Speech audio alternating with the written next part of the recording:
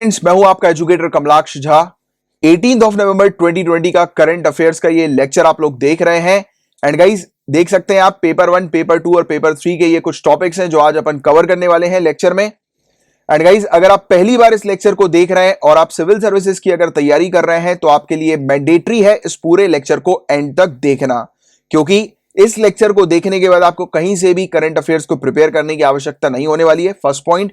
Second point, इस lecture को अगर आप रेगुलरली फॉलो करेंगे तो आपको 100% गारंटीड सिलेक्शन मिलेगा सिविल सर्विसेज के अंदर। और जो मैं 100% गारंटी की बात कर रहा हूं, इसका मैं आपको प्रूफ भी देता हूं। आप नीचे डिस्क्रिप्शन पर प्रूफ वाले वीडियो देख सकते हैं। मैंने बकायदा आपको प्रूफ्स दिए हुए हैं कि पिछले एक साल में जो मैंने पढ़ाया था उन्हीं से रिलेटेड यूपीएससी 2020 के अंदर आपसे क्वेश्चन पूछे गए हैं, यूपी पीसीएस 2020 के अंदर आपसे क्वेश्चंस पूछे गए हैं। तो आप देख सकते हैं मैं बकायदा प्रूफ के साथ बात करता हूं। नीचे डिस्क्रिप्शन पर प्रूफ है, तो प्रूफ देख लीजिए। सुनिश्चित हो जाइए, रेगुलरली लेक्चर्स को फॉलो कीजिए। जो भी मैं लेक्चर्स में इंस्ट्रक्शंस देता हूं उनको आपको फॉलो करना है ईमानदारी से, राइट। एंड अगर आपको लेक्चर्स की पीडीएफ चाहिए तो इसके लिए आप मंथली पेड पैकेज को भी ज्वाइन कर सकते हैं। मिनिमम 100 रुपीज पर मंथ इसकी फीस है। इसमें आपको काफी सारी फैसिलिटीज प्रोवाइड की जाती हैं, जैसे कि आपको डेली लेक्चर्स की पीडीएफ मिलती है, हैंडआउट्स मिलते हैं, नोट्स मिलते हैं आपको, राइट। कॉम्प्लीमेंट्री बेसिस पर मैं आपको एमसीक्यू भी प्रोवाइड कराता हूं। मिनिमम 150 क्वेश्चंस आपको सिविल सर्विसेज एग्जामिनेशन के पैटर्न के ऊपर बेस यहां पर प्रोवाइड किए जाते हैं इसी पैकेज के अंदर, राइट। इसमें आपको मंथली मैगजीन भी मिलती है। तो ये पूरी चीज जो आपको प्रोवाइड की जाती है, इसकी जो फीस है वो minimum 100 rupees per month fees है। और इसको आपको कैसे ज्वाइन करना है तो नीचे डिस्क्रिप्शन पर पूरी डिटेल मैंने दे रखी है, डिस्क्रिप्शन पर देखकर आप इसको ज्वाइन कर सकते हैं, राइट। और अगर आप नए आए हैं, चैनल को तुरंत सब्सक्राइब कर लीजिए, बेल आइकन पे भी हिट कर लीजिएगा। टेलीग्राम का अपना चैनल है जिसको आप ज्वाइन कर सकते हैं, नीचे डिस्क्रिप्शन पर भी इसकी आपको पूरी लिंक वगैरह मिल जाएगी। फेसबुक पर अगर आप हैं तो आप मुझे मेरे नाम को सर्च करके मुझे ऐड भी कर सकते हैं। तो चलिए अब फटाफट समय ना वेस्ट करते हुए लेक्चर को शुरू कर लेते हैं। स्टार्ट करते हैं पेपर 1 की पहली न्यूज से। यहां पर अपन बात करेंगे ट्रिस्टन द कूना के बारे में। तो आपसे डायरेक्टली क्वेश्चन पूछा जा सकता है इसकी लोकेशन के बारे में। तो याद रखना है, पहली चीज तो यह है कि ट्रिस्टन द कूना एक आइलैंड है। एक्चुअली में ये एक आइलैंड नहीं है, ये ग्रुप ऑफ आइलैंड्स हम लोग को नजर आते हैं, एक आर्चिपेलागो है ये। और ये कहां पर लोकेटेड है तो देखो आप, ये अफ्रीका कॉन्टिनेंट आपको दिखाई दे रहा है। यहां पर साउथ अफ्रीका देखिए आप, साउथ अफ्रीका से हल्का सा साउथ और वेस्ट की तरफ आप जाएंगे तो आपको ट्रिस्टन द कूना आइलैंड दिखाई देगा, ग्रुप ऑफ आइलैंड्स, राइट। और ये साउथ अटलांटिक ओशियन में हम लोग को देखने को मिल रहा है। और अभी ये टॉपिक न्यूज में इसलिए है क्योंकि अटलांटिक ओशियन के अंदर सबसे बड़ा फुली प्रोटेक्टेड मरीन रिजर्व के तौर पर इसको डिक्लेयर किया गया है। अब ये क्या है तो इसके बारे में अभी मैं आपको समझाऊंगा। पहले बात कर लेते हैं थोड़ी ट्रिस्टन द कूना के बारे में। तो देखिए गाइस, यहां पर पूरे दुनिया भर के मतलब मोस्ट रिमोट ह्यूमन सेटलमेंट्स के तौर पर ये हम लोग को नजर आता है, एरिया देखने को मिलता है। इसका मतलब ये हुआ कि काफी कम आबादी हम लोग को यहां पर नजर आती है। मुश्किल से 245 परमानेंट रेसिडेंट्स यहां पर मौजूद है। 300 से भी कम लोग यहां पर इस आइलैंड में हम लोग को देखने को मिलते हैं, राइट। और ये यूनाइटेड किंगडम की एक ओवरसी टेरिटरी के तौर पर यह आइलैंड नजर आता है, राइट। और यहां पर वॉल्केनिक आइलैंड्स का भी एक ग्रुप है, तो वॉल्केनिक आइलैंड्स भी यहां पर हम लोग को देखने को मिल जाते हैं। और साउथ अटलांटिक ओशियन पे है ये। इस आइलैंड का अपना खुद का एक कॉन्स्टिट्यूशन है। और यहां पर काफी भारी मात्रा में सी बर्ड्स हम लोग को देखने को मिलती है। टेंस ऑफ मिलियंस की मात्रा में सी बर्ड्स यहां पर हैं। और काफी सारी यूनिक लैंड बर्ड्स भी हम लोग को यहां पर देखने को मिलती हैं।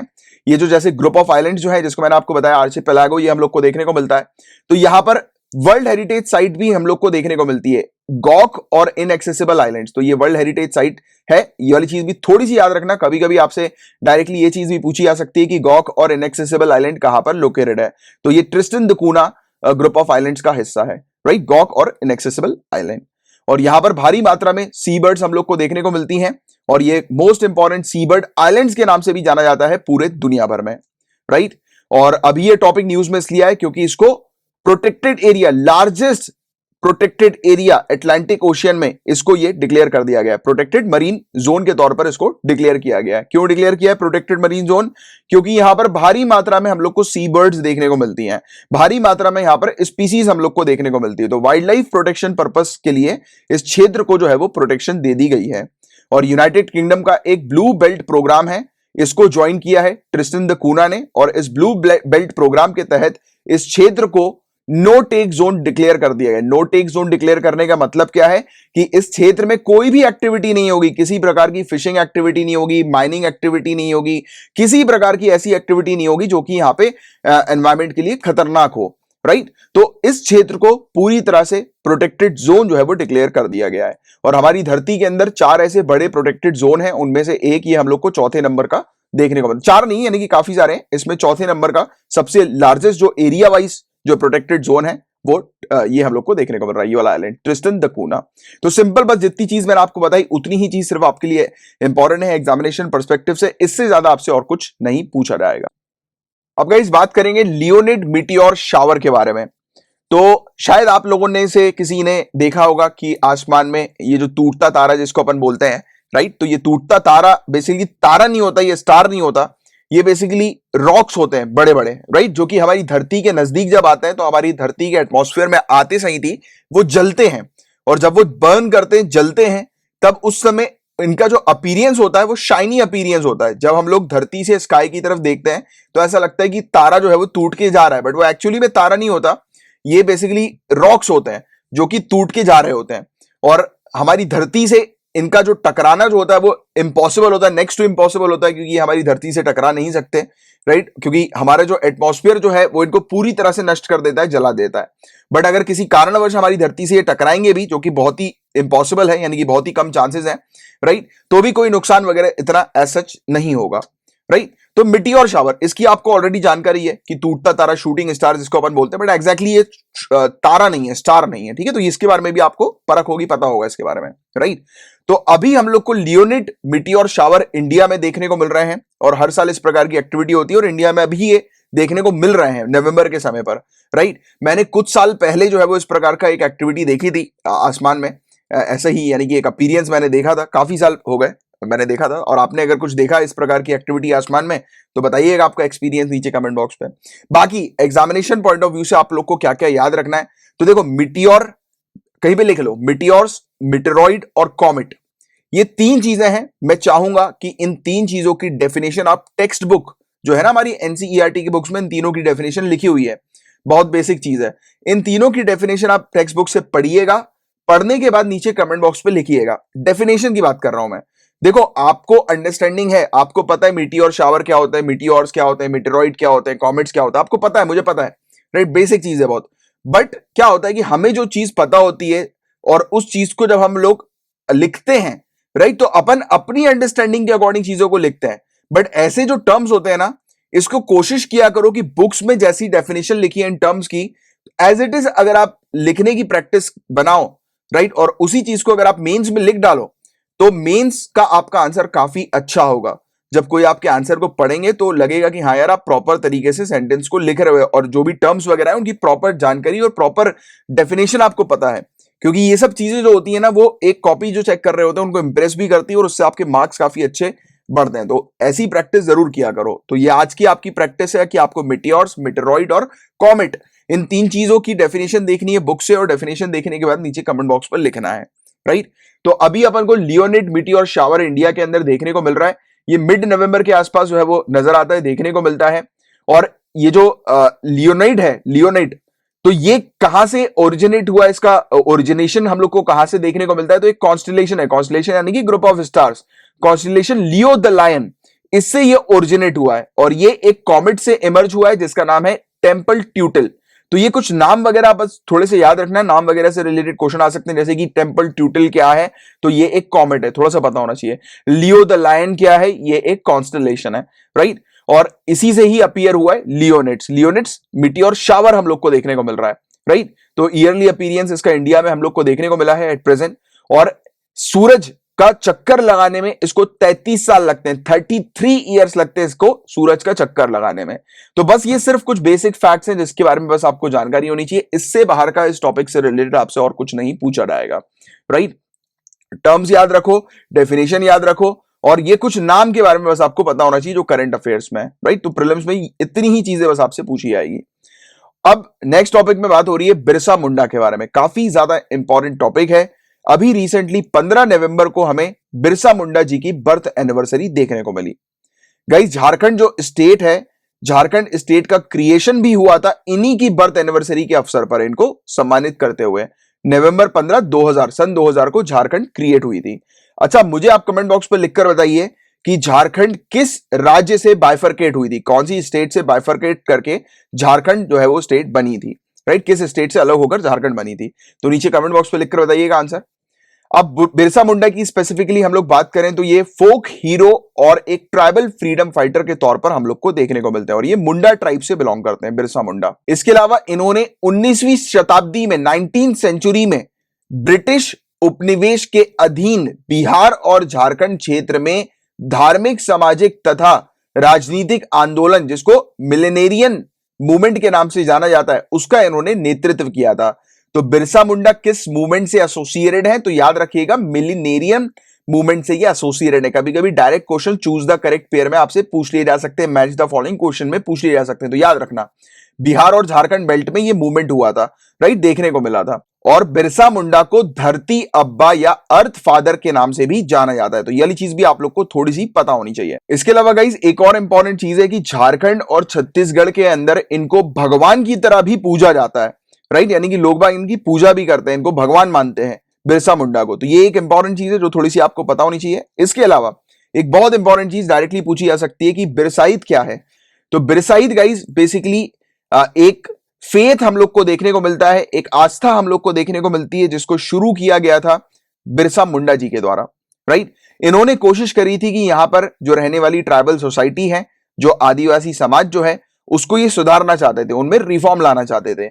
आदिवासी समाज जो है वो काफी ज्यादा जादू टोना में मानती थी, भूत प्रेत में मानती थी। आदिवासी जो थे वहां के, वो एल्कोहलिक थे, काफी ज्यादा एल्कोहल का सेवन किया करते थे, शराब वगैरह का सेवन किया करते थे। तो बिरसा मुंडा जी ने एक कोड ऑफ कंडक्ट लेकर आए और उन्होंने कोशिश करी कि यहाँ पर जो आदिवासी समाज जो है वो शराब वगैरह को छोड़े, भगवान में आस्था रखे, प्रेयर्स करे, पूजा पाठ करे, राइट। और इस प्रकार की जो एक्टिविटीज है जादू टोना वगैरह की, उसको जाने दें, यानी कि उस पर बिलीव ना करें, राइट। तो इनको यानी कि ट्राइबल सोसाइटी, जो आदिवासी समाज जो है, उनमें सुधार लाने के लिए, रिफॉर्म्स लाने के लिए इनकी एक कोशिश थी, जिसको अपन बिरसाईद के नाम से जानते हैं, राइट, बिरसाईद, राइट। तो इसके बारे में बस आपको एक पता होना चाहिए। इसके अलावा देखो, इनके अचीवमेंट्स की बात करें तो इन्होंने जो मूवमेंट शुरू किया था उसको उलगुलन या द ग्रेट ट्यूमुल्ट के नाम से जाना जाता है। याद आया ये वाली चीज? ये सिविल सर्विसेज में अभी 2020 में पूछी गई थी, द ग्रेट ट्यूमुल्ट। तो ये किसका है, किससे एसोसिएटेड है? बिरसा मुंडा से, याद रखिएगा। इन्होंने इस मूवमेंट को शुरू किया था। एक्चुअली में काफी ज्यादा प्रताड़ित किया जाता था ट्राइबल सोसाइटीज को, राइट, ब्रिटिश सरकार के द्वारा भी और काफी सारे जो नॉन ट्राइबल लोग हैं उनके द्वारा भी। तो इसी प्रताड़ना को रोकने के लिए इनका ये मूवमेंट था, और इसी के तहत छोटा नागपुर टेनेंसी एक्ट 1908 में पास हुआ था। इस पर्टिकुलर कानून के तहत अगर कोई भी जमीन है, वो अगर किसी ट्राइबल पर्सन की है, तो वो जमीन किसी नॉन ट्राइबल पर्सन को ट्रांसफर नहीं की जा सकती है। ये इस कानून के तहत सामने आई थी वाली चीजें। ये स्पेशली ट्राइबल पीपल को प्रोटेक्शन प्रोवाइड कराने के लिए किया गया था, क्योंकि ट्राइबल पीपल जो थे उनके ऊपर प्रेशर क्रिएट किया जाता था कि वो अपनी जमीन जो है वो बेच दें, राइट, नॉन ट्राइबल पर्संस को। तो इसलिए ये कानून लाया गया कि एक ट्राइबल पर्सन अगर अपनी जमीन को ट्रांसफर करेंगे तो वो एक ट्राइबल पर्सन को ही कर पाएंगे, नॉन ट्राइबल पर्सन उनकी जमीन नहीं ले सकते, राइट। तो ये वाली चीज थी। इस कानून के तहत उनकी जमीन जो है उसको सिक्योर किया गया कि ये जमीन जो होगी वो ट्राइबल्स की ही होगी, राइट। तो ये चीज भी यहां पर नजर आई थी, और इसके पीछे का जो यानी कि इस प्रकार के कानून को पास कराने के पीछे जो मेजर रोल जो प्ले किया था वो बिरसा मुंडा जी ने किया था, राइट। तो ये बस बेसिक चीजें हैं इनसे रिलेटेड, इनसे एसोसिएटेड, जिसके बारे में एक आपको जानकारी होनी चाहिए। अब बात करेंगे प्यूर्टो रिको के बारे में। तो आप देखो, ये आइलैंड आपको दिखाई दे रहा है, प्यूर्टो रिको। ये आइलैंड कहां पर है? तो आप इधर देखेंगे नॉर्थ अमेरिका और साउथ अमेरिका के बीच में, तो ये कैरेबियन सी आपको नजर आएगी, और कैरेबियन सी में ही ये एक आइलैंड है, प्यूर्टो रिको। ये आइलैंड गाइस यूनाइटेड स्टेट्स का, यूनाइटेड स्टेट्स की ये टेरिटरी है। यूनाइटेड स्टेट्स का कंट्रोल इस आइलैंड के ऊपर हम लोग को नजर आता है, और पिछले 10 सालों में 3 बार ऐसा हो गया है अब, इसलिए ये टॉपिक न्यूज में है कि 10 इयर्स में 3 बार ऐसा सामने आया है कि ये जो आइलैंड है ये स्टेटहुड डिमांड कर रहा है, यानी कि ये चाह रहा है कि इस आइलैंड को एक कंट्री में घोषित कर दिया जाए, इसको एक अलग क्षेत्र जो है वो इसका क्रिएट कर दिया जाए, राइट। तो ये इसकी डिमांड है, क्योंकि ये अभी यूनाइटेड स्टेट्स के कंट्रोल में हम लोग को नजर आ रहा है, राइट, बट ये चाह रहा है कि यूनाइटेड स्टेट्स से अलग होना। तो इसको लेकर ये टॉपिक न्यूज में हम लोग को देखने को मिला था, प्यूर्टो रिको का। बट कुछ बात करेंगे अपन प्यूर्टो रिको के बारे में कि ये एक स्पेनिश स्पीकिंग आइलैंड है जो कि कैरेबियन सी में लोकेटेड है। इसकी लोकेशन मैंने भी आपको दिखाई दी है, याद थोड़ा सा रखिएगा। इसको डिस्कवर किया गया था क्रिस्टोफर कोलंबस के द्वारा 1493 में, और ये स्पेनिश एम्पायर का पार्ट था करीब 400 सालों तक, 4 सेंचुरीज तक। 1898 तक ये इसका पार्ट था, स्पेनिश एम्पायर का, क्योंकि 1898 के समय पर यूनाइटेड स्टेट्स ने इसके ऊपर कब्जा कर लिया था और 1970 में यहां पर जो रहने वाले जो लोग हैं प्यूटोरिशियंस के नाम से जिसको अपन जानते हैं, तो इनको यूनाइटेड स्टेट्स की सिटीजनशिप मिली थी। और ये आइलैंड जो है वो आज की डेट में पूरी तरह से स्टेट नहीं बना, यानी कि ये राज्य नहीं बना है, बट ये अभी स्टेटहुड जो है वो डिमांड कर रहा है, ये राइट, या फिर ये चाह रहा है कि इसको एक अलग कर दो, अलग कंट्री में घोषित कर दो, या फिर यूनाइटेड स्टेट्स की जैसे हमें 50 स्टेट्स जो देखने को मिलती है, तो कहा गया है कि इसको भी एक स्टेट के तौर पर घोषित किया जाए, राइट। और ये बता रहा है कि एट प्रेजेंट ये यूनाइटेड स्टेट्स की टेरिटरी के तौर पर ही कंटिन्यू है, यानी कि टेरिटरी के तौर पर ही देखने को मिल रहा है। और Guam, north Marina island, American Samoa और यूनाइटेड स्टेट्स वर्जिन आइलैंड्स, इन्हीं के साथ ये यूनाइटेड स्टेट्स की टेरिटरी के तौर पर नजर आता है इस क्षेत्र पर। कैरिबियन सी के पास में ये हम लोग को देखने को मिलता है, यानी कि कैरिबियन सी में नजर आता है। तो ये थे कुछ बेसिक फैक्ट्स जिसके बारे में बस आपको पता होना चाहिए। और गाइस पेपर 1 से रिलेटेड सिर्फ इतने ही टॉपिक्स थे। अब अपन पेपर 2 के टॉपिक्स की तरफ आगे बढ़ रहे हैं। बात हो रही है 17th आसियान इंडिया समिट के बारे में। ये समिट अभी रिसेंटली कंडक्ट हुई है, इंडिया ने समिट में पार्टिसिपेट किया था, वर्चुअल समिट ये हम लोग को देखने को मिली है। और इस समिट में जो करंट हेड, जो करंट चेयर हम लोग को देखने को मिली थी आसियान की, वो वियतनाम कंट्री देखने को मिली थी। समिट के अंदर फोकस किया गया कि कोरोना वायरस के समय पर जो इकोनॉमिक सिचुएशन जो खराब हुई है उसको जल्द से जल्द रिकवर करना है, राइट। इसके अलावा इंडिया ने आसियान को सेंटर पे रखा है इंडिया की एक्ट ईस्ट पॉलिसी के, और कहा है कि एक कोहेसिव और रिस्पॉन्सिव आसियान ये बहुत जरूरी है इंडो पैसिफिक क्षेत्र पर, इस क्षेत्र पर सिक्योरिटी पर्पस के लिए, और इस क्षेत्र पर जो कंट्रीज हैं उन सभी की ग्रोथ के लिए, इंक्लूसिव ग्रोथ के लिए, राइट। ये बहुत जरूरी है कि एक रिस्पॉन्सिव आसियान हम लोग को देखने को मिले, राइट, कि कॉपरेशन आसियान कंट्रीज में हो और मिलकर ये काम जो है वो आसियान कंट्रीज करें। इसके अलावा इंडिया ने हाईलाइट किया कि बहुत ही ज्यादा जरूरी है कि इंडो पैसिफिक ओशियन इनिशिएटिव और ASEAN outlook on Indo Pacific, इसको जो है वो स्ट्रेंथन करना है, मजबूत बनाना है, जिसके चलते इस क्षेत्र पर free, open, inclusive, rule based region के तौर पर ये हम लोग को देखने को मिले, यानी कि इस क्षेत्र पर सिक्योरिटी रहे और ट्रेड जो है उस पर बैरियर ना हो। इसमें ये चीज कहते हुए बेसिकली हम लोगों ने टारगेट किया था चाइना को, क्योंकि चाइना जो है वो इस क्षेत्र पर, स्पेशली अगर अपन एग्जांपल के तौर पर देखें तो साउथ चाइना सी की बात करें तो चाइना यहां पर काफी डिस्टर्बेंस क्रिएट करता है। ना ही सिर्फ साउथ चाइना की, इंडो पैसिफिक क्षेत्र पर भी चाइना का काफी ज्यादा डिस्टर्बेंस हम लोग को नजर आता है। समय समय पर ये इसकी एक्टिविटी होती है, कई बार ये अपनी वॉरशिप जो है वो तैनात कर देता है, कई बार ये अपनी सबमरीन्स वगैरह एक दूसरी कंट्री के पास लेकर आता है, दूसरी कंट्री को थोड़ा डराने के लिए। तो ये इस प्रकार की इंस्टेबिलिटी जो है वो चाइना के थ्रू हम लोग को देखने को मिलती है। कई बार जो शिप्स वगैरह, वेसल्स वगैरह जो जाते हैं तो उनको रोक देता है ये, राइट, रास्ता उनका बंद कर देता है, रोक देता है। तो ऐसी हरकतें, ऐसी एक्टिविटीज चाइना की तरफ से हम लोग को नजर अक्सर आती रहती हैं, राइट। तो इसी को टारगेट करते हुए इंडिया ने इस चीज पर फोकस किया कि इस क्षेत्र पर फ्री, ओपन, इंक्लूसिव और रूल बेस्ड क्षेत्र को अगर इसे इंश्योर करना है हमें, तो इंडिया की इंडो पैसिफिक ओशियन इनिशिएटिव और ASEAN outlook on Indo Pacific, इसको स्ट्रेंथन करने की, इसको मजबूत बनाने की आवश्यकता है, राइट। इसके अलावा हाईलाइट किया गया कि आसियान कंट्रीज जो है उनके बीच में कॉपरेशन होना चाहिए, राइट। किस पर्पस के लिए? Security and growth for all in the region, Sagar vision के लिए या सागर इनिशिएटिव के लिए इंडिया का जो हम लोग को देखने को मिलता है। इसके अलावा कल ही अपन ने चर्चा करी थी रीजनल कॉम्प्रिहेंसिव इकोनॉमिक पार्टनरशिप की, तो जिसका हिस्सा अब इंडिया नहीं है। इसके बावजूद इंडिया ने कहा है कि इंडिया आसियान के साथ मिलकर जो है वो इन फ्यूचर ट्रेड करेगा, तरीके निकालेगा कि कैसे आसियान और इंडिया के बीच में ट्रेड एक्सपेंड किया जा सके, राइट। इसके अलावा यहां पर यह भी कहा गया कि इस क्षेत्र पर पीस को, शांति को जो है वो प्रमोट करना है, राइट। और स्पेशली साउथ चाइना सी की यहां पर बात हुई है, वही चीज जो मैंने भी आपको स्टार्टिंग में बताई थी कि साउथ चाइना सी पे जो डिस्टर्बेंस चाइना का हम लोग को देखने को मिलता है, तो उसको काउंटर करने के लिए ये स्टेटमेंट इंडिया का सामने आया था।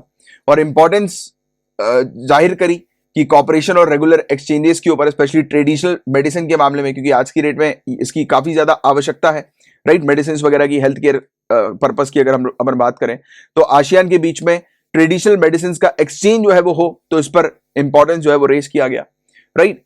और इसके अलावा अर्ली रिव्यू होना चाहिए ASEAN India trade in goods agreement का, AITIGA का। इसके बारे में भी टॉपिक को मैंने आपको एक्सप्लेन किया हुआ है ऑलरेडी प्रीवियस लेक्चर्स या प्रीवियस मैगजीन्स वगैरह में आप देखेंगे तो ये टॉपिक आपको मिल जाएगा, राइट। तो काफी लंबे समय से ये जो एग्रीमेंट है वो पेंडिंग था, तो कहा गया कि इसको रिव्यू किया जाए और इसको आगे बढ़ाया जाए, यानी कि इस पर काम किया जाए।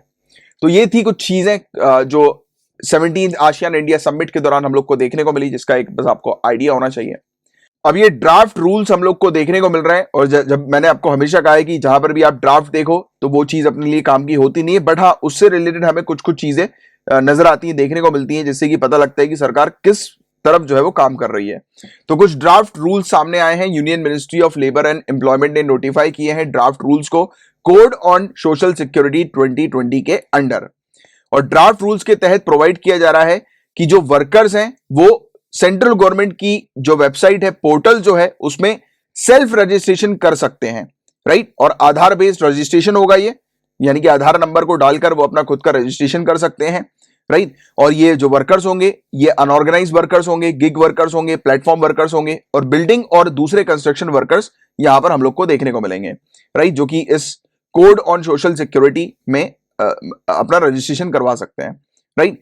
इसके अलावा इसमें एक प्रोविजन को शामिल किया गया जिसके तहत जो एम्प्लॉय जो है, जो कि फिक्स्ड टर्म एम्प्लॉयमेंट जिनकी है, राइट, फिक्स्ड टर्म एम्प्लॉयमेंट, तो उनको भी ग्रेचुटी देनी है। ग्रेचुटी का मतलब आप समझते होंगे, जब एक इंडिविजुअल कंपनी से जब निकलते हैं, राइट, यानी कि एक परमानेंट एम्प्लॉय है, जब वो कंपनी को छोड़कर जाते हैं, दूसरी कंपनी जाते हैं, या जो भी XYZ रीजन से वो जो कंपनी छोड़ रहे हैं, तो जब वो कंपनी को छोड़ते हैं तो उस समय जो एम्प्लॉयर है कंपनी के, उनका ये फर्ज है कि वो उस एम्प्लॉय को कुछ मॉनिटरी रिवॉर्ड दें, राइट, एग्जिट करते समय, क्योंकि उस व्यक्ति ने, उस एम्प्लॉय ने उस कंपनी को बहुत अपना टाइम दिया है।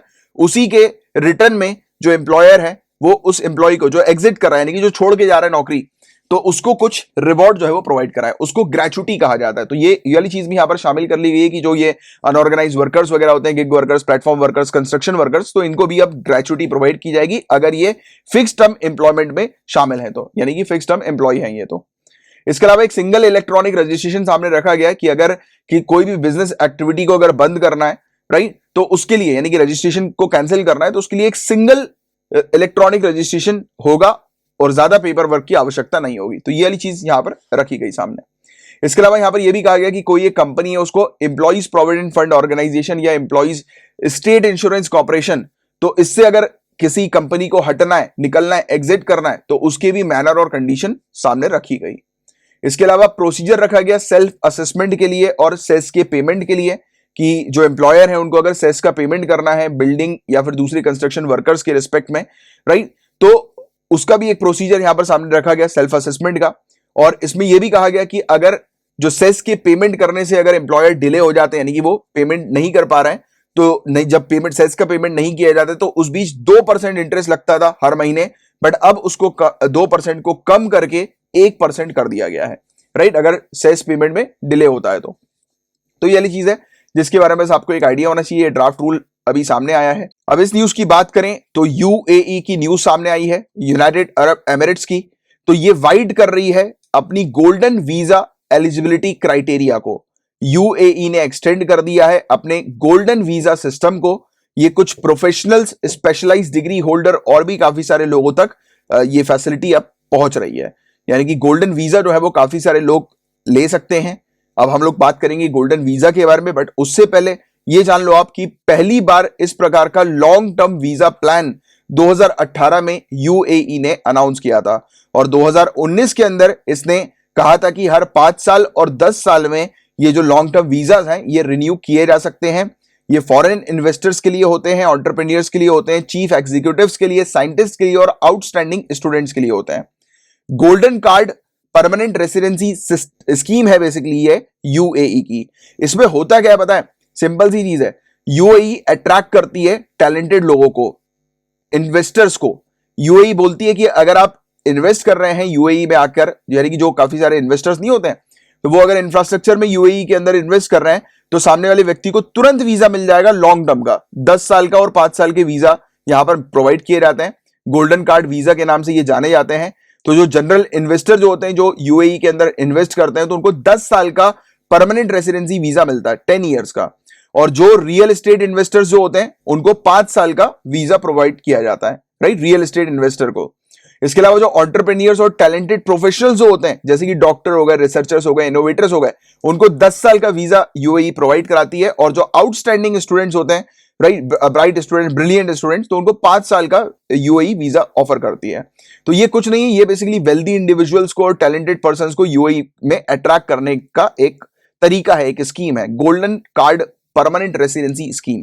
यूएई की, राइट। तो ये इसके बारे में बस आपको एक आइडिया होना चाहिए, गोल्डन कार्ड। गाइस अब बात करेंगे अपन यहां पर फॉरेस्ट राइट्स एक्ट के बारे में, the scheduled tribes and other forest dwellers recognition of forest rights act 2006। तो इसके बारे में अपन चर्चा करेंगे। तो इस कानून को देखने से पहले ये कानून न्यूज में क्यों आया है, पहले मैं आपको उसको समझाता हूं, फिर इस कानून की अपन चर्चा करेंगे। तो देखिएगा, इस बात है पिछले साल की 2019 की। ऑनरेबल सुप्रीम कोर्ट ने एक ऑर्डर पास किया था कि जो भी लोग इंडिया के अंदर जंगल एरिया में रह रहे हैं, फॉरेस्ट में रह रहे हैं, और अगर वो फॉरेस्ट राइट एक्ट के तहत नहीं आते हैं तो उनको हटाया जाए, फॉरेस्ट से निकाला जाए, राइट। जिन लोगों को फॉरेस्ट के अंदर, जंगल के अंदर जमीन अलॉटेड नहीं है, उनको फॉरेस्ट से बाहर किया जाए, निकाला जाए, राइट। तो ये ऑनरेबल सुप्रीम कोर्ट ने एक ऑर्डर पास किया था, बट हालांकि बाद में आकर कोर्ट ने स्टे कर दिया अपने ऑर्डर के ऊपर, यानी कि स्टे लगा दिया उस ऑर्डर के ऊपर, और सभी राज्य सरकार को डायरेक्शन दिया कि राज्य सरकार जो है वो रिव्यू पिटीशन फाइल करें और अपनी रिपोर्ट सबमिट करें। और इस बीच क्लेम्स आना शुरू हुए, राइट, रिव्यूज के अंदर, यानी कि जो भी लोग हैं जो फॉरेस्ट में रह रहे हैं उनको कहा गया कि आप जो है वो दस्तावेज, डॉक्यूमेंट्स वगैरह जो है वो प्रस्तुत करें, ये बताएं कि आपको जो जमीन अलॉट की गई है फॉरेस्ट में वो किस कानून के तहत की गई है, तो उसका प्रॉपर एविडेंस दें, प्रॉपर उसका सबूत दें। तो ये चीज ऐसी हुई, राइट। इसी के तहत सामने नजर ये आया कि 1000 से ज्यादा जो ट्राइबल जो लोग हैं कर्नाटका के मैसूर डिस्ट्रिक्ट के ट्राइबल पीपल्स, ये आदिवासी जो हम लोग को देखने को मिलते हैं, तो 1000 से ज्यादा ये सामने आए थे अपना क्लेम करते हुए, बट इनके क्लेम को रिजेक्ट कर दिया, इनकी रिव्यू पिटीशन को लोकल अथॉरिटीज ने रिजेक्ट कर दिया। रिजेक्ट करने की वजह यह थी कि ये जो क्लेम प्रस्तुत कर रहे थे, एविडेंसेस, सबूत प्रस्तुत कर रहे थे, वो प्रॉपर था नहीं, यानी कि वो सुनिश्चित नहीं कर रहा था उनका एविडेंस की वो उनको जो है वो फॉरेस्ट के अंदर जमीन अलॉटेड है और वो लंबे समय से फॉरेस्ट में रह रहे हैं। क्योंकि एक्चुअली में क्या हुआ है कि हमारे जो फॉरेस्ट एरियाज हैं वहां पर काफी सारे लोगों ने कब्जा कर लिया है, इलीगल सेटलमेंट्स, अतिक्रमण हम लोग को यहां पर देखने को मिल रहा है फॉरेस्ट के अंदर। तो उसी को हटाने की एक प्रैक्टिस थी, एक प्रक्रिया थी, और जिसके तहत काफी सारे जो ट्राइबल पीपल हैं उनको कहा जा रहा है कि आप अपना डॉक्यूमेंट्स, आप अपना एविडेंस वगैरह प्रोवाइड कराएं और बताएं कि ये जो जमीन है वो आपको फॉरेस्ट में अलॉट की गई है कि नहीं की गई, तो उसका प्रॉपर दस्तावेज दें। बट प्रॉब्लम क्या आ रही है, अभी जो इन्होंने रिजेक्ट किया लोकल अथॉरिटीज ने, यहाँ की करीब 1000 से भी ज्यादा ट्राइबल्स की रिव्यू पिटीशन को जो रिजेक्ट किया है, उसी को लेकर एक्सपर्ट जो है उन्होंने इस चीज की अवहेलना करी, राइट, इस चीज को अपोज किया और कहा कि ये जो डिसीजन है लोकल अथॉरिटीज का ये गलत है, ये कंसेप्ट ऑफ नेचुरल जस्टिस, प्राकृतिक न्याय की अवधारणा, इसका उल्लंघन है, इसका वायलेशन है, राइट। क्योंकि इनका कहना यह था एक्सपर्ट्स का कि हमारी कंट्री ने अभी अभी एविडेंसेस और डॉक्यूमेंट्स को मेंटेन करना शुरू किया है, ज्यादा समय नहीं हुआ है, तो हम लोग कैसे एक्सपेक्ट कर सकते हैं कि ट्राइबल्स जो है वो ये सब रिकॉर्ड प्रोवाइड कराएं, अपना क्लेम जो है वो प्रॉपर एविडेंसेस के थ्रू, प्रॉपर डॉक्यूमेंट्स के थ्रू प्रोवाइड कराएं, राइट। क्योंकि जब हम ही लोगों ने, कंट्री ने ही अभी, यानी कि अथॉरिटीज ने ही अभी मेंटेन करना शुरू किया है, तो फिर कैसे एक्सपेक्ट किया जा सकता है ट्राइबल्स के साथ, तो ये तो ट्राइबल्स के साथ गलत हो रहा है, राइट। तो ये चीज उन्होंने कही और कहा कि अथॉरिटीज को कुछ और तौर तरीके निकालने होंगे जिसके तहत वो ये चेक कर सकें, ये जान सकें कि जो ट्राइबल्स क्लेम कर रहे हैं कि फॉरेस्ट के अंदर जमीन जो है वो उन्हीं की है, राइट, बट उनका क्लेम अप्रूव नहीं हो पा रहा है, तो दूसरे तौर तरीके निकाले जाए जिसके तहत ये चेक किया जाए कि वो जो लोग हैं वो काफी समय से, काफी सालों से उस फॉरेस्ट के अंदर रह रहे हैं, राइट। तो ये चीज है, तो इस चीज को लेकर ये पूरा टॉपिक न्यूज में था, बट अपना जो मेन चीज है जो कि एग्जामिनेशन में आपसे पूछी जाएगी तो वो है फॉरेस्ट राइट्स एक्ट, और आपको थोड़ा सा एक आइडिया होना चाहिए कि अभी क्या चल रहा है इस टॉपिक से रिलेटेड न्यूज में। तो चलो बात कर लेते हैं फॉरेस्ट राइट एक्ट के बारे में। तो ये कानून 2006 में पास हुआ था। ये कानून लीगल रिकॉग्नाइजेशन प्रोवाइड कराता है rights of traditional forest dwelling communities को, यानी कि जो भी कम्युनिटीज फॉरेस्ट के अंदर रह रही हैं उनको अधिकार देता है ये फॉरेस्ट के अंदर रहने का। कानून के अंदर कौन से अधिकार आते हैं, तो सबसे पहला अधिकार टाइटल राइट्स का, स्वामित्व का अधिकार, राइट, यानी कि ओनरशिप का। तो जो भी लोग हैं, जो भी ट्राइबल्स हैं, जो भी फॉरेस्ट ड्वेलर्स हैं, जिन्होंने 13 दिसंबर 2005 तक वहां पर फॉरेस्ट के अंदर, जंगल के अंदर जमीन में अगर फार्मिंग करी होगी तो उनको जमीन मिलेगी, बट शर्त सिर्फ इतनी है कि जमीन 4 हेक्टेयर एरिया से ज्यादा की नहीं होनी चाहिए, और सिर्फ उनको वही जमीन मिलेगी जो कि उनके द्वारा कल्टीवेट की जा रही है या फिर उनकी कंसर्न फैमिलीज के द्वारा कल्टीवेट की जा रही है उस दिन तक, 13 दिसंबर 2005 तक, तो वो जमीन उनको मिलेगी, कोई नई जमीन उनको प्रोवाइड नहीं की जाएगी। यूज राइट की बात करें तो फॉरेस्ट के अंदर जो माइनर फॉरेस्ट प्रोड्यूस जो है, राइट, तो वो यूज कर सकते हैं वो लोग फॉरेस्ट के अंदर माइनर फॉरेस्ट प्रोड्यूस को। ग्रेजिंग एरियाज उनको प्रोवाइड किया जाता है, पेस्टोरलिस्ट रूट प्रोवाइड किया जाता है जहां पर वो अपने जो गाय वगैरह जो हो गई और पेस्टोरल जिसको अपन बोलते हैं, तो उसको लेकर जा सकते हैं वो, राइट। इसके अलावा रिलीफ और डेवलपमेंट राइट्स भी उनको प्रोवाइड किया जाता है, जैसे कि इन केस कुछ ऐसा होता है जिसके तहत उनको एविक्ट किया जाता है, फोर्सफुली निकाला जाता है जंगल से या इलीगल तरीके से उनको हटाया जाता है, तो उस केस में उनको रिहैबिलिटेशन प्रोवाइड किया जाएगा, यानी उनको दूसरी जगह रहने की प्रॉपर उनके लिए व्यवस्था प्रोवाइड की जाएगी, राइट। और उनको बेसिक एमिनिटीज प्रोवाइड की जाएगी, राइट। और ये सिर्फ उनको तभी निकाला जाएगा जब फॉरेस्ट कंजर्वेशन की, फॉरेस्ट प्रोटेक्शन की बात होती है, तो राइट तभी उनको निकाला जा सकता है, वरना नहीं निकाला जाएगा, राइट। तो ये चीज भी है। इसके अलावा फॉरेस्ट मैनेजमेंट राइट की बात करें तो यहां पर फॉरेस्ट और वाइल्ड लाइफ के प्रोटेक्शन के लिए भी यहां पर प्रोविजन हम लोग को इस कानून के अंदर देखने को मिलते हैं। अब एलिजिबिलिटी क्राइटेरिया की बात करें तो जो सेक्शन 2 क्लॉज सी जो हम लोग को देखने को मिलता है फॉरेस्ट राइट एक्ट का, इसके तहत जो फॉरेस्ट ड्वेलिंग शेड्यूल्ड ट्राइब जो हम लोग को देखने को मिलती है, अगर किसी को फॉरेस्ट ड्वेलिंग शेड्यूल्ड ट्राइब बनना है, क्वालिफाई करना है, तो उसके लिए 3 कंडीशन जो है वो अपनानी होगी।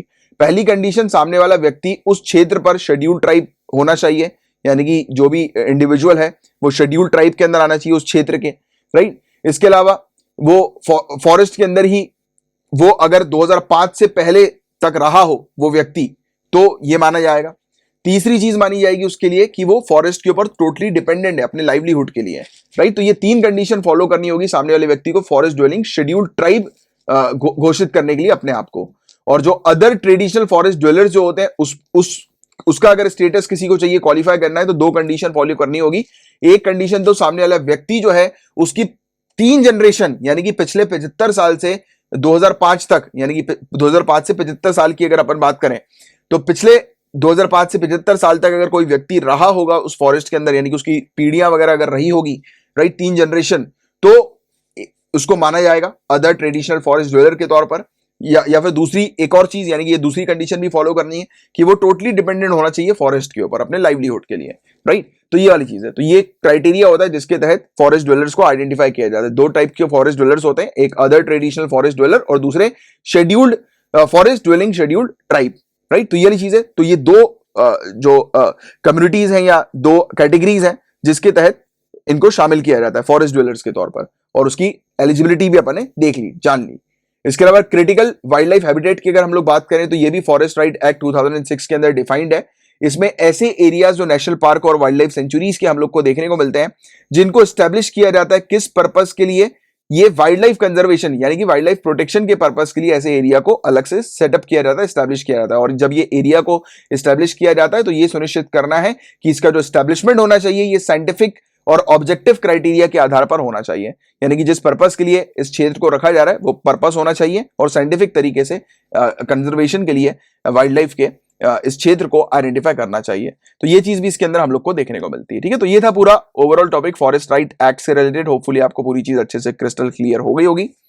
अब नेक्स्ट टॉपिक की बात करें गाइस, बताया जा रहा है कि जो अक्यूज जो होते हैं, जो आरोपी होते हैं, अब देखिए मैंने शब्द यूज किया आरोपी का, ना कि गुनेगार का, ना कि दोषी, है ना। तो मैंने आरोपी शब्द यूज किया। अब आप जानते हैं गाइस कि केस में आरोपी तो कोई भी हो सकता है, आरोप तो किसी के ऊपर भी कोई भी लगा सकता है, राइट। बट दोषी कौन है और इनोसेंट कौन है ये बताते हैं जज। और आप ये भी जानते हैं कि काफी सारे ऐसे गंभीर मामले होते हैं जिसमें पुलिस जो है वो शक के आधार पर लोगों को बंद कर देती है, राइट। फिर सामने वाला व्यक्ति जेल में चला जाता है और जेल से वो अपने केस को लड़ते हैं। इस पूरी चीज को अपन अंडर ट्रायल्स बोलते हैं। और ये अंडर ट्रायल प्रिजनर्स होते हैं जिनका ट्रायल चल रहा होता है, जिनका केस चल रहा होता है। सामने वाले व्यक्ति को जेल में बंद कर दिया जाता है क्योंकि ऐसे गंभीर आरोप में उनके ऊपर शक है कि अगर वो व्यक्ति बाहर होगा और वाकई में वो अगर क्रिमिनल निकले तो सोसाइटी के लिए वो खतरनाक हो सकता है या फिर वो भाग सकता है, राइट। तो ऐसे व्यक्तियों को बेल नहीं मिलती, उनको जेल में बंद कर दिया जाता है। ऐसे गंभीर आरोप होते हैं ना, नॉन बेलेबल ऑफेंस वगैरह जो हम लोग को देखने को मिलता है, मर्डर हो गया, इस प्रकार के जो आरोप हम लोग को देखने को मिलता है, राइट, गंभीर आरोप। तो ऐसे आरोप में जो संदिग्ध जो होते हैं जिनके ऊपर शक होता है उनको भी बंद कर दिया जाता है जेल के अंदर, राइट। और फिर वो सामने वाले व्यक्ति जो है वो अपने लॉयर्स वगैरह के थ्रू ये प्रेजेंट करते हैं कि वो दोषी नहीं है, राइट। फिर एट दी एंड में जज जो है वो फाइनली सुनाते हैं कि कौन दोषी है कौन नहीं है।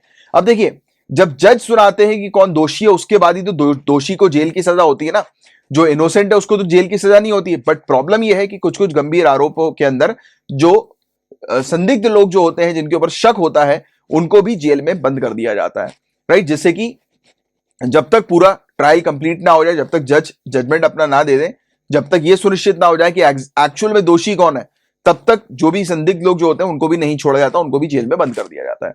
बट हमारी कंट्री की सिचुएशन काफी खराब है। आप जानते हैं हमारी कंट्री के अंदर जुडिशरी ऑलरेडी ओवरलोडेड है। केस की पेशियां बहुत समय समय के बाद आती हैं, केस बहुत लंबा चलता है, राइट। हमने ये चीज देखी। तो ऐसे में जो इनोसेंट व्यक्ति है, राइट, यानी कि जिसने गुनाह नहीं किया बट फिर भी वो जेल में बंद है, तो ये कितना गलत है उसके लिए। ये तो उसकी ह्यूमन राइट्स का वॉल्यूशन हो रहा है, ये तो फंडामेंटल राइट्स का वॉल्यूशन हो रहा है कि नहीं हो रहा। अब एक व्यक्ति है जिसने गुनाह भी नहीं किया बट फिर भी वो बेजबरन जेल के अंदर बैठा हुआ है, राइट। एक तरह से जो गुनहगार की जिंदगी है वो सामने वाला व्यक्ति जी रहा है, तो ये तो गलत है ना उसके लिए, उसकी लाइफ के लिए गलत है।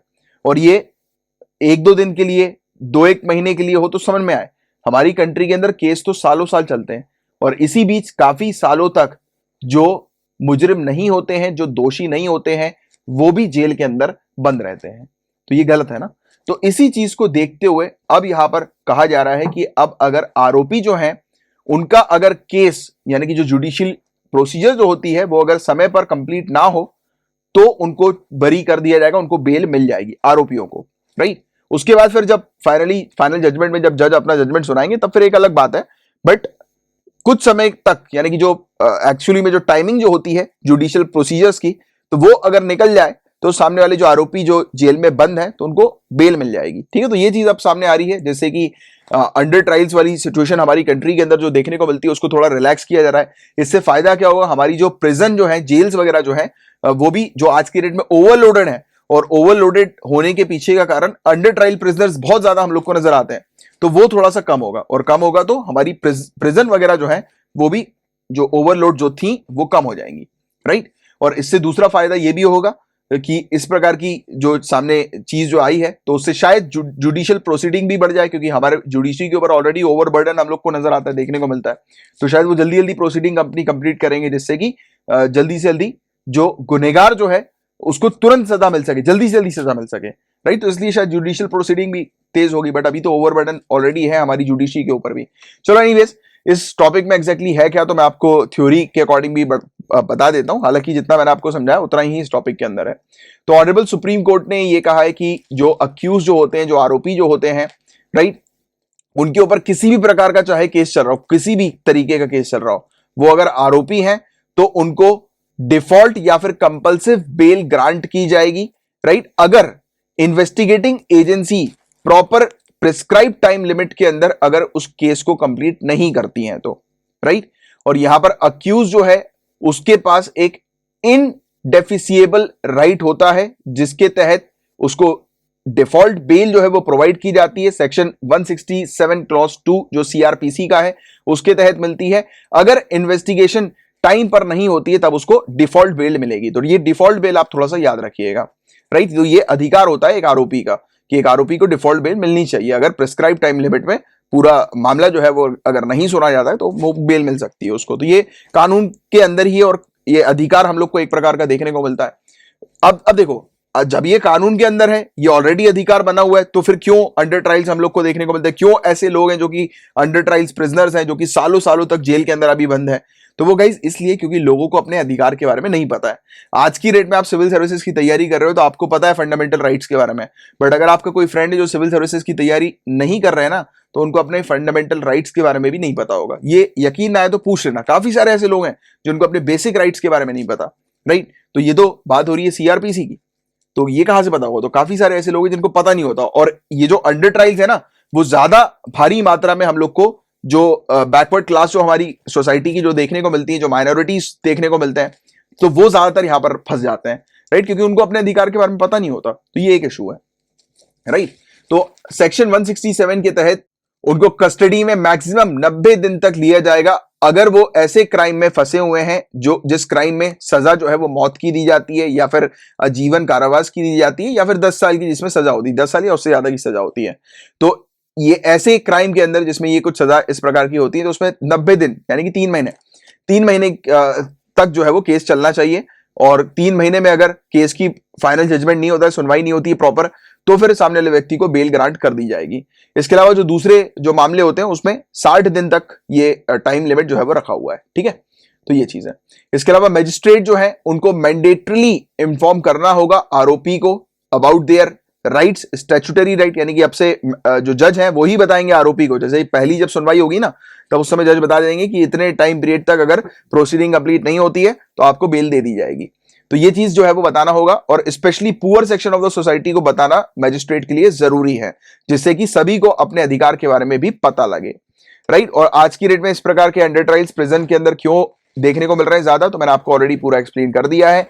हमारी जुडिशरी ओवरबर्डन हम लोग को देखने को मिलती है, पुलिस और प्रिजन ऑफिशियल्स जो होते हैं वो अपने रोल्स को प्रॉपर तरीके से निभाते नहीं है, राइट। इसके अलावा ज्यादातर ऐसे अंडर ट्रायल्स डिसएडवांटेज और जो जो माइनॉरिटी ग्रुप्स हैं वहां से हम लोग को देखने को मिलते हैं, राइट। ज्यादातर 50 से 55% अंडर ट्रायल जो है वो माइनॉरिटी कम्युनिटीज और दलित से बिलोंग करते हैं, और इसी के कारण उनको अपने राइट्स के बारे में ज्यादा जानकारी नहीं होती, पता नहीं होता है, राइट। रिसोर्सेज नहीं है, वो लॉयर्स वगैरह तक पहुंच नहीं पाते हैं। इवन 1980 सुप्रीम कोर्ट की जो रूलिंग है उसके तहत भी बताया गया था आर्टिकल 21 के बारे में, कि आर्टिकल 21 जो है जिसमें फेयर और स्पीडी ट्रायल लिखा हुआ है, और ये सब चीजें हो नहीं रही है। इसका मतलब कहीं ना कहीं फंडामेंटल राइट्स का उल्लंघन है, right to life and liberty का उल्लंघन है ना। तो ये चीज है जिसके बारे में बस आपको एक जानकारी होनी चाहिए। अब नेक्स्ट टॉपिक में बात हो रही है 2018 की एक रिपोर्ट है, vital statistic of India based on civil registration system की, और ये रिपोर्ट पब्लिश करी है रजिस्ट्रार जनरल ऑफ इंडिया के द्वारा। इस रिपोर्ट के अंदर सेक्स रेशियो हम लोग को देखने को मिलेंगे, अलग अलग स्टेट्स के, काफी सारे हमारी कंट्री के। सेक्स रेशियो के बारे में आपको पता होगा इसकी, सेक्स रेशियो का मतलब क्या होता है कि जब 1000 मेल चाइल्ड का जब बर्थ होता है तो उनमें से कितनी फीमेल चाइल्ड का बर्थ हो रहा है, यानी कि टोटल 1000 मेल चाइल्ड में से कितनी फीमेल चाइल्ड जो है वो बर्थ ले रही हैं, राइट, जन्म ले रही हैं। जिसमें बताया गया है कि जो अरुणाचल प्रदेश है वो टॉप नंबर 1 पर है, यानी कि यहां पर 1084 फीमेल चाइल्ड का बर्थ हो रहा है, यानी कि हर 1000 मेल चाइल्ड में 1084 फीमेल चाइल्ड बर्थ ले रही हैं। सबसे खराब मणिपुर का है 757, हर 1000 मेल चाइल्ड में 757 फीमेल चाइल्ड जो है वो बर्थ ले रही हैं, तो सबसे खराब है मणिपुर। अरुणाचल प्रदेश के बाद आता है नागालैंड, फिर मिजोरम, फिर केरला, फिर कर्नाटका। दिल्ली के अंदर 929 सेक्स रेशियो है, हरियाणा के अंदर 914, जम्मू एंड कश्मीर में 952, 952। और जो नंबर्स हैं रजिस्टर्ड बर्थ के, यानी कि जो रजिस्ट्रेशन जो होता है बर्थ का, तो वो भी इंक्रीज हो गया है। 2018 में 2.33 करोड़ देखने को मिला है, 2017 में ये था 2.21 करोड़, राइट। इसके अलावा जो रजिस्ट्रेशन जो हो रहा है बर्थ का वो भी इंक्रीज हुआ है, यानी कि ज्यादा मात्रा में लोग बर्थ का रजिस्ट्रेशन करवा रहे हैं, न्यूबॉर्न बेबीज का जो बर्थ होता है उसका रजिस्ट्रेशन करवा रहे हैं, राइट। और सरकार ने इस चीज के लिए, यानी कि सेक्स रेशियो को इंक्रीज करने के लिए क्या क्या कदम उठाए हैं, तो सरकार की काफी सारी स्कीम्स है, जैसे कि बेटी बचाओ बेटी पढ़ाओ योजना, सुकन्या समृद्धि योजना, गर्ल चाइल्ड प्रोटेक्शन स्कीम, प्रधानमंत्री मातृ वंदना योजना, राष्ट्रीय महिला कोष। तो ये कुछ स्कीम्स है जिसके तहत जो सेक्स रेशियो जो है वो बढ़ रहा है हमारी कंट्री के अंदर। वुमेन एम्पावरमेंट से रिलेटेड और गर्ल चाइल्ड प्रोटेक्शन से रिलेटेड ये स्कीम हम लोग को देखने को मिली है। और प्रॉब्लम क्या है गाइस, तो ये स्कीम तो है बट आज की डेट में पूरी तरह से, यानी कि इन सब स्कीम होने के बावजूद भी हमारे यहाँ पर सेक्स रेशियो जो हम लोग चाह रहे हैं वैसा हम लोग को नहीं देखने को मिल रहा है, यानी कि अच्छा सेक्स रेशियो नहीं है, राइट। तो उसके पीछे की वजह क्या है, ये सब स्कीम्स प्रॉपर तरीके से इंप्लीमेंट नहीं हो रही है, राइट। सफिशिएंट रिसोर्सेज नहीं है इंस्पेक्ट करने के लिए, मॉनिटर करने के लिए कि ये स्कीम जो है वो किस प्रकार से कार्य कर रही है, तो उसकी इंस्पेक्शन, उसकी मॉनिटरिंग के लिए भी कोई हमारे पास रिसोर्स नहीं है।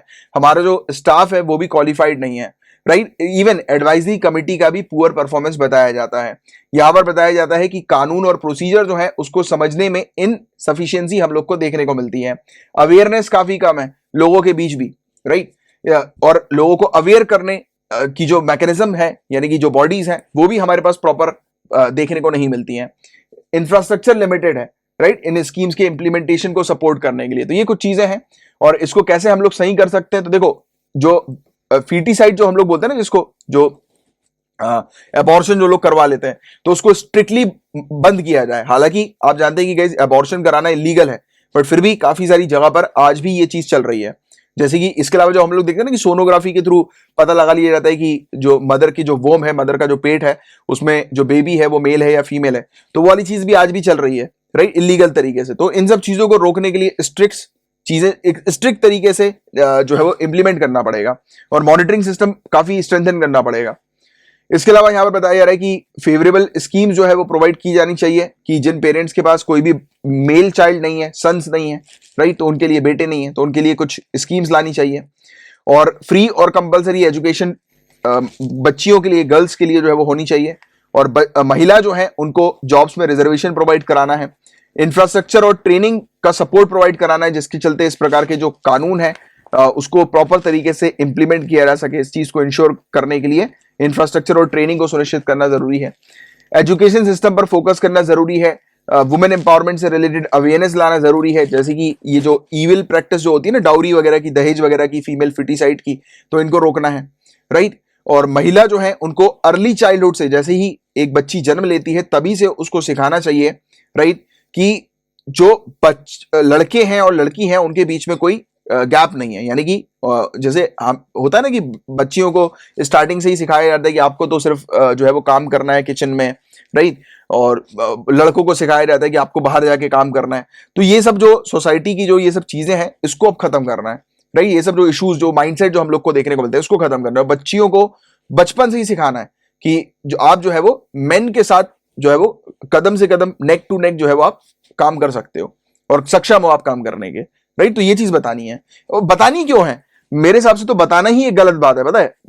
बच्चे की जो अपब्रिंगिंग हो रही है वो बच्चों की तरह करनी चाहिए, ना कि मेल और फीमेल की तरह। बताना ही गलत है मेरे हिसाब से तो, कि बताएं क्यों, राइट। अगर इक्वलिटी को लेकर आना है तो इक्वलिटी को दिखाना क्यों, राइट। मेरा ऐसा मानना है, मेरा ये पर्सनल ओपिनियन है। बाकी आपका क्या है बताइएगा, क्योंकि मुझे ऐसा लगता है कि अगर बताना, क्योंकि बच्चे जब पैदा हुए उनके पास कॉन्शियसनेस नहीं है, अगर उनको पैदा होते सही दी आप जो है वो उनको अपब्रिंगिंग ऐसी करो कि उनके माइंड में ही ना जाए कि हमको, क्योंकि जब आप बोलोगे कि आप लड़कों के साथ कदम से कदम मिला के चल सकते हो और नेक टू नेक फाइट कर सकते हो, अगर आप बोलोगे तो ही तो कहीं ना कहीं हुआ ना कि आप कहीं ना कहीं हल्का सा ही माइंड के अंदर ही डिस्क्रिमिनेशन कर रहे हो, एक प्रकार का एक डिवीजन जो है वो लेकर आ रहे हो। अगर डिवीजन नहीं लेकर आना, इक्वलिटी रखनी है तो बताओ ही मत, बोलो गलत बोल रहा हूं तो, है ना।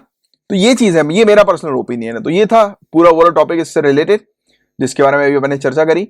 अब जो नेक्स्ट जो है वो पेपर 3 की न्यूज की तरफ आगे बढ़ रहे हैं।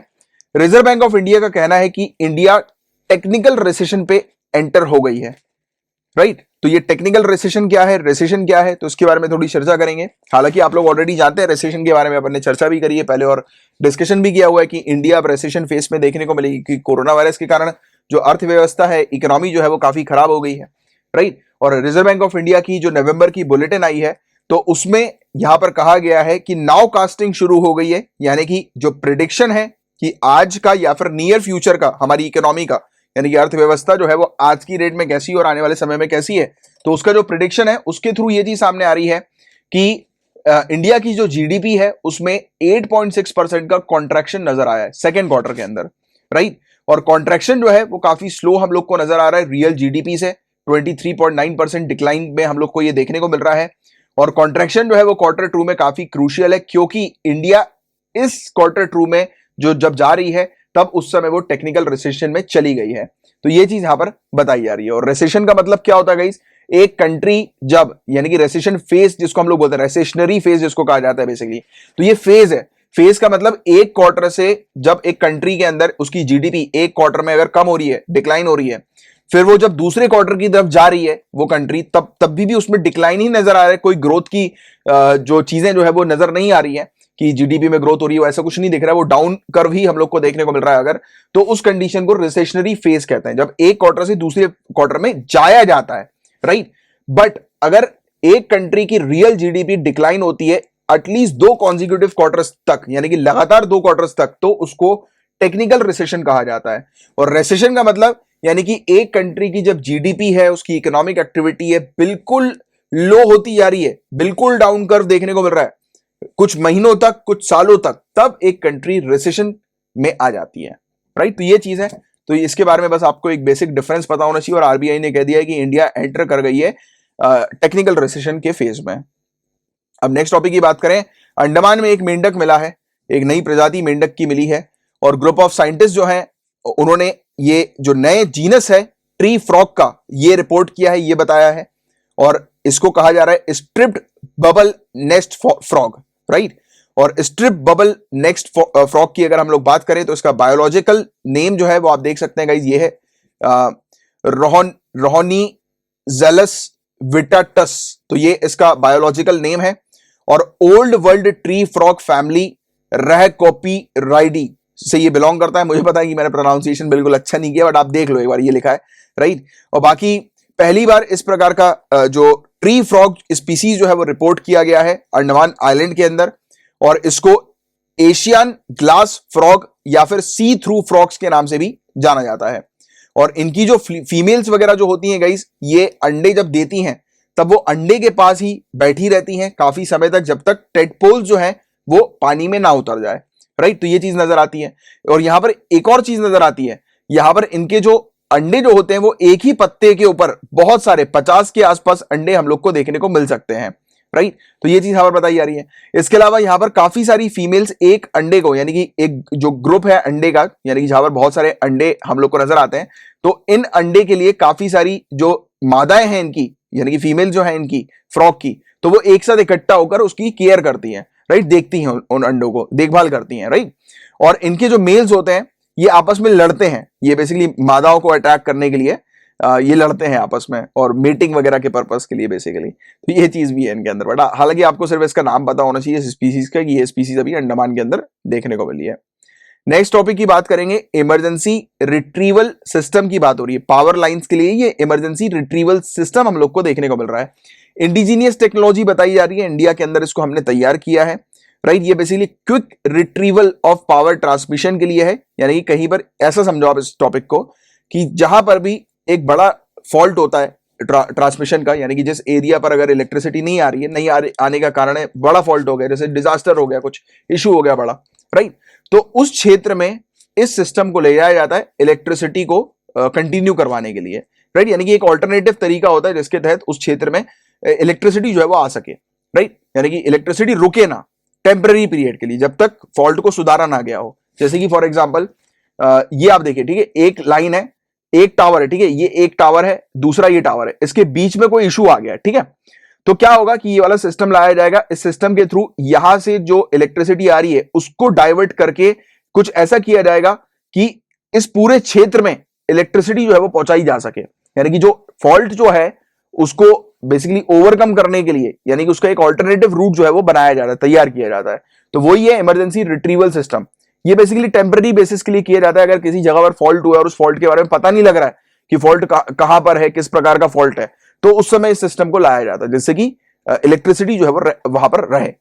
तो ये जो सिस्टम है गाइस, ये पहले हम लोग इंपोर्ट करते थे, बट अब हम लोगों ने खुद ने इस सिस्टम को तैयार कर लिया है राइट। और अब इंपोर्ट नहीं कर रहे हैं तो उससे हमारा पैसा भी बच रहा है। करीब 40% जो इंपोर्टेड सिस्टम जो आता था उसका सिर्फ 40% की कॉस्ट में ये बन रहा है। यानी कि जो हम लोग इंपोर्ट करते हैं, जैसे कि मान लेते हैं कि 1 करोड़ का हमने इंपोर्ट करना है, ठीक है, ये सिस्टम को 1 करोड़ का इंपोर्ट कर रहे हैं, तो 40 लाख में ये बन जा रहा है इंडिया के अंदर। तो ये इतना कॉस्ट कटिंग इसकी हम लोग को नजर आ रही है, तो कॉस्ट इफेक्टिवली भी है, ये काफी ज्यादा हम लोग को नजर आ रहा है राइट। और इसको डेवलप किया है स्ट्रक्चरल इंजीनियरिंग रिसर्च सेंटर के द्वारा, जो कि CSIR council of scientific and industrial research की एक कॉन्स्टिट्यूएंट लेबोरेटरी के तौर पर हम लोग को देखने को मिलती है। ये लाइट वेट मॉड्यूलर सिस्टम है, टेम्पररी सपोर्ट स्ट्रक्चर ये प्रोवाइड कराता है तुरंत पावर को रिस्टोर करने के लिए। जब भी कोई ट्रांसमिशन लाइन कोलैप्स हो जाती है, जैसा मैंने भी आपको बताया था, जब भी कोई नेचुरल कैलामिटी आ गई, जैसे कि साइक्लोन, अर्थक्वेक राइट, कुछ भी ऐसा मैनमेड डिस्ट्रप्शन कुछ हुआ जिसके कारण से इलेक्ट्रिसिटी एकदम चली गई और पता नहीं लग पा रहा कि फॉल्ट कहां पर है राइट, तो उस बीच इस सिस्टम को तैनात करके इलेक्ट्रिसिटी को कंटिन्यू करवाया जाता है। लाइट वेट मॉड्यूलर और रीयूजेबल सिस्टम होता है ये राइट, और इसको तुरंत असेंबल किया जा सकता है डिजास्टर साइट में, यानी कि अगर कहीं पर भी डिजास्टर वगैरह होता है तो आप वहां पे ले जाकर इसको तुरंत लगा सकते हो। तो ये नाम से ही हालांकि इसके समझ में आ जाता है हम लोग को, इमरजेंसी रिट्रीवल सिस्टम है ये पावर लाइंस का। तो ये था टॉपिक, इसको हमने जो है वो इंडिजीनियसली तैयार कर लिया है, और ये अपना आज का लास्ट टॉपिक था। और मैंने आपको जितने भी टॉपिक्स पढ़ाए, अगर आपको अच्छे से क्लियर हो गए हैं, कवर हो गए, दिमाग में बैठ गए, तो लाइक का बटन हिट कीजिएगा। नए आए हैं चैनल को सब्सक्राइब कर लीजिए, बेल आइकन को भी हिट कीजिएगा। एंड गाइस लेक्चर जरूर शेयर कीजिए, जितना हो सके उतना ज्यादा से ज्यादा शेयर कीजिए, क्योंकि आप ही के सपोर्ट से ही ये चैनल चलता है। तो शेयर करते रहिए लेक्चर को। एंड सेंट्रल इंफॉर्मेशन कमीशन, ये आपका जनरल स्टडीज का टॉपिक है एज अ होमवर्क। ये सेंट्रल इंफॉर्मेशन कमीशन कुछ समय पहले ही मैंने आप लोग को पढ़ाया भी है, तो अभी ये टॉपिक न्यूज में इसलिए क्योंकि यशवर्धन कुमार सिन्हा जी को अपॉइंट किया गया हमारे CIC के पद के लिए, और चीफ मिनिस्टर के बारे में आप पढ़ेंगे, सीआईसी के बारे में आप पढ़ेंगे, जीएस पेपर 2 के ये दोनों टॉपिक्स हैं। लक्ष्मीकांत पॉलिटी की बुक में आपको मिल जाएगा। चीफ मिनिस्टर के पूरे चीजों के बारे में पढ़िएगा, पूरे चैप्टर है चीफ मिनिस्टर का, वो पूरा कंप्लीट करिएगा। तो चीफ मिनिस्टर का टॉपिक इसलिए न्यूज में है क्योंकि जनता दल यूनाइटेड के जो प्रेसिडेंट है नीतीश कुमार जी, ये नेशनल डेमोक्रेटिक अलायंस के लीडर के पद पर हम लोग को बिहार में देखने को मिल रहे हैं और ये चीफ मिनिस्टर की ओथ लेने वाले हैं ये, और लगातार चौथे टर्म में ये चीफ मिनिस्टर बिहार के हम लोग को देखने को मिल रहे हैं।